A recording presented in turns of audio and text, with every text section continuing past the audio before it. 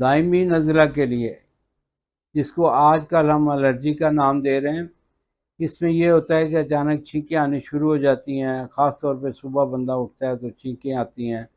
کوئی کچن کی ایسی خوشبو آتی ہے ہنڈیا پکنے کی، کوئی خوشبو اس پہ اثر انداز ہوتی ہے اور بے شمار چھینکیں آتی ہیں اور ناک میں سے پانی نکلنا شروع ہو جاتا ہے، تو اس کے لیے آپ نے سبز پودینہ،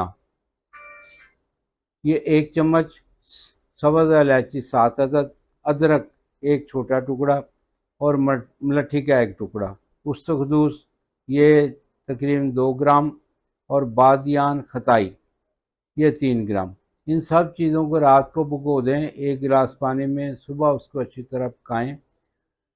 2 کپ پانی باقی رہ جائے تو اس کو اتار کے چھان کے رکھیں۔ یہ 1 کپ آپ نے صبح پانی کا پینا ہے اور 1 شام۔